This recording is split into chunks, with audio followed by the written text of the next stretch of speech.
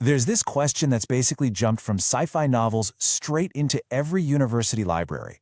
Can a machine actually be creative? From kicking out a thesis outline to composing digital art, AI isn't just knocking on the door of academia anymore. It's already pulled up a chair. So let's really get into what this means for all of us. Okay, take a look at this comment. It feels real, right? It's personal, it's specific. But here's the thing. Was it written by a person who genuinely loves travel vlogs, or by an algorithm that's just gotten incredibly good at sounding like one? And that right there is the problem we're all facing. Telling the difference is getting harder by the day. So, to get our heads around this, let's try an analogy. Think of most AI-generated content like tea from a vending machine. Sure, it's fast, it's consistent, it does the job. But human writing? Now that's like a handmade chai. It's got the unique spice of the maker's personality, the warmth of their actual experiences. There's a story in every single sip. They might both be called tea, but you and I both know they are not the same thing at all. All right, so here's our game plan for this explainer. We're going to start with what makes us unique, the human ingredient. Then, we're going to flip the whole script and talk about the myth of originality. After that, we'll get really practical with spotting the AI signature. And we'll finish up with a powerful collaboration framework to make you an even sharper thinker. Okay, first up, let's dig into this idea that what humans create has something, well, irreplaceable at its core. Why is it that even the most perfectly written AI text can sometimes just feel a little hollow? And this quote right here, it just nails it. Look, both humans and AI are basically remixing stuff that already exists. But a human's data set includes their entire life, every memory, every bias, every dream. That's the secret ingredient. That's the one thing AI simply can't download. And this isn't just some gut feeling. There's actually research on this. One study found that people would look at a piece of art and love it, right up until they were told it was made by an algorithm. The second they knew, poof, the appreciation just plummeted. That connection to a human story was gone, and all that was left was that hollow feeling. So it really makes you wonder, right? Is the value in the thing itself or in the human story we believe is behind it? But here's where we're going to flip the script. What if that whole idea of human originality that we hold so dear is itself a bit of a myth? Let's challenge that and ask a tough question. Are we really all that different from the AI we built? Mark Twain had this brilliant analogy about a kaleidoscope. He said, we don't invent new little pieces of colored glass. We just take the old ones that are already in there and give it a good shake. And what we see feels new and beautiful, but the parts themselves, they're ancient. So are we really creating new things from scratch, or are we just master remixers? And this is where it gets really interesting, because it highlights this huge double standard we have. When a film student locks themselves away and studies the work of the great directors, we call it inspiration. They're learning from the masters. But when an AI analyzes the exact same library of films to learn the patterns, we call it imitation. Are those two processes at their very core really so different? Okay, we've wrestled with the big philosophical questions. Now it's time to get practical. How can you, as a student or a researcher, actually spot the telltale signs of AI writing out there in the real world?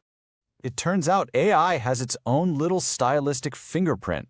It's a huge fan of the M-dash. It absolutely loves parallel structures like it's not just this, it's also that. You'll see it using the rule of 3 all the time, listing things in neat little trios. And it has this very specific vocabulary. Words like delve, elevate, and captivating pop up constantly. Once you see these patterns, you really can't unsee them. Now, technically, under the hood, AI detection tools are looking for a couple of key things. First is something called low perplexity. It's a fancy word, but it just means the word choices are super predictable. There are no weird, surprising phrases. And the second is low burstiness. AI sentences tend to be very uniform, all about the same length. Human writing, on the other hand, it has a rhythm, right? It bursts between short, punchy sentences and long, complex ones.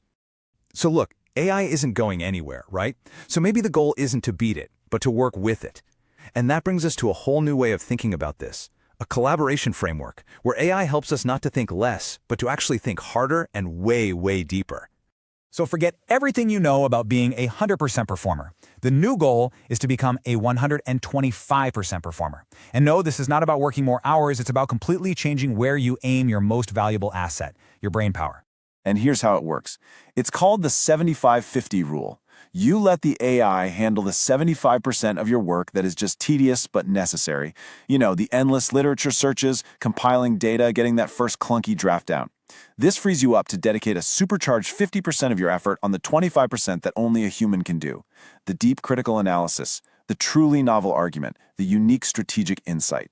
You're not working less, you're just redirecting your energy from the boring stuff to the brilliant stuff.